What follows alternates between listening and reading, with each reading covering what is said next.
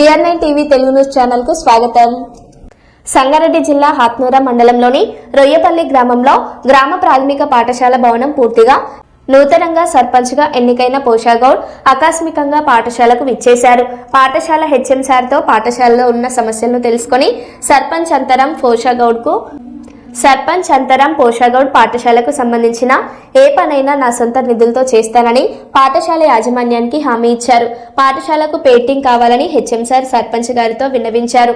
సర్పంచ్ వెంటనే పెయింటింగ్ వాళ్లతో మాట్లాడి పెయింటింగ్ వేయించడం జరిగింది. పాఠశాల భవనానికి ప్రహరీ గోడ కూడా అవసరం ఉందని తెలుసుకొని ఏఈ సార్కి వినతి పత్రం ఇవ్వడం కూడా జరిగింది. తొందరలో కాంపౌండ్ వాల్ కూడా శాంక్షన్ అవుతుందని అంతరం పోషాగౌడ్ పాఠశాల హెచ్ఎం గారికి తెలియజేశారు. ఈ సందర్భంగా పాఠశాల హెచ్ఎం గారు మాట్లాడుతూ నూతనంగా ఎన్నికైన సర్పంచ్ గారికి ప్రత్యేక ధన్యవాదాలు తెలిపారు. విద్యార్థులకు అన్ని విధాలుగా అండగా ఉంటారని, చదువు గుడి బడిలా ఉండాలని ఆయన ఈ సందర్భంగా తెలిపారు.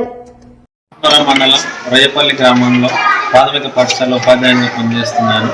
అయితే నూతనంగా ఎన్నికైనటువంటి మన గ్రామ సర్పంచ్ పోషగౌడ్ సార్ ముఖ్యంగా ఊళ్ళో గుడి బడి అనే నినాదంతో వస్తూ ఈ ఊళ్ళో ఈ రెండు బాగుంటే గ్రామాభివృద్ధి ఎంతో ఉన్నతంగా ఉంటుందని చెప్పడం జరిగింది. దాంట్లో భాగంగా మా పాఠశాలలో ఉన్నటువంటి 3 తరగతి గదులు చాలా అధ్వాన్నమైన పరిస్థితుల్లో ఉండేవి. అవి వర్షాకాలంలో అయితే విద్యార్థులకు చాలా ఇబ్బందికరంగా ఉన్నాయి.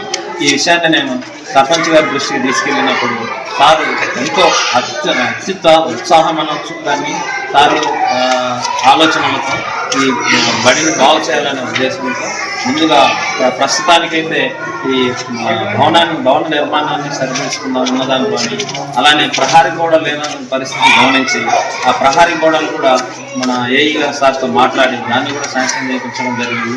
మేము దీన్ని దృష్టిలో పెట్టుకొని మేము సర్పంచ్ గారు చాలా కృతజ్ఞతలు తెలియజేసుకుంటున్నాం.